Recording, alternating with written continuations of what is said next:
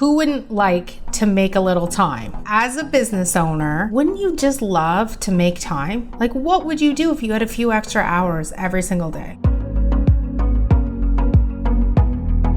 Reality is, it doesn't matter how good we are, we can't change the number of hours in a day, but we can get a lot better at how we use them. And today, I'd like to share with you how I make time in my life and how it has freed me up to do things like take off on a Thursday afternoon at noon, go home and enjoy the company of my friends and my children in our backyard. Wouldn't you like to do that too? And I do that without worrying about the stress of my business. I do that without wondering what's going to happen while I'm away. It's a real gift and I would love to share it with you. So there's a few things that I implement as just like, it's a no-brainer for me. When I say it's a no-brainer, it's a skill that I've developed to the point now that I just do it unconsciously. It's how I live my life and it's changed my life for the better. And that's really why I want to share it with you. So the first thing is, and you may, if you've watched some of my videos, you've heard this one before, and I'll continue to talk about it, but it's getting really clear on what the most important thing is for that day. It's getting really clear about what the most important thing is for that day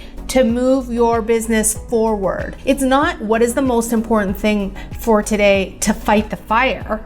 No. It's not the upset customer you have to call back. It's not the email sitting in your inbox. It's what is the most important strategic thing that I can do today that will help my business grow for years to come. And if you get in the habit of really asking that question and really thinking on that question and writing down an answer and then doing it, your life will change. But here's what I'll tell you what happens when you ask yourself that question. I did it this morning. I came up with an interesting answer. This morning's answer was actually all about a future investment opportunity and reaching out to someone where potentially we could work together and maybe I could buy another business. It may not work out, it might work out, but that's the type of most important task of the day that I'm talking about. The thing is with that is I was feeling a little hesitant about doing it. And if you are nailing this question, you're gonna find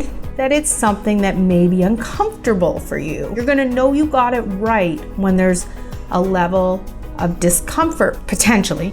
It might be also a level of excitement because it might be in your area of passion, and that's often also a most important thing. But when it's a most important thing that you want to procrastinate on, this is where we get in trouble. And so if you want to make time for your life and your business, here's what you do. You do it first. You do it first. You do it before you start going through the emails. You do it before you start following up with that customer. You get it done because then whatever happens for the rest of the day, you've already committed in action to lining up your future because you did that most important thing of the day first. The other thing I love to do is combine the most important task of the day with the Pomodoro technique. I did that this week. I had some writing to do for the Growth Academy. My mind was in a million different places and I knew that the most important thing I had to do that day was to get this writing done. And so I wanted to commit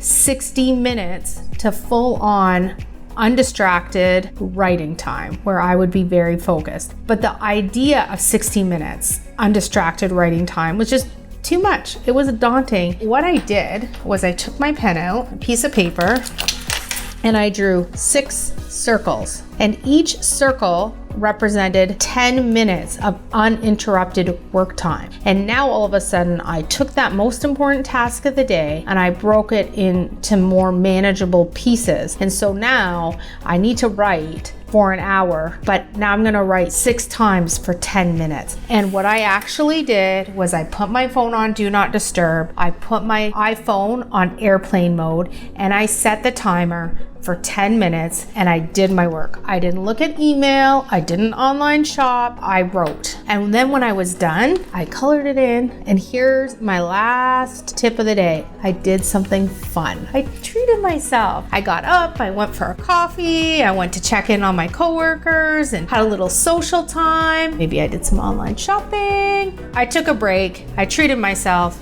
I got it done. I did this first thing in the day.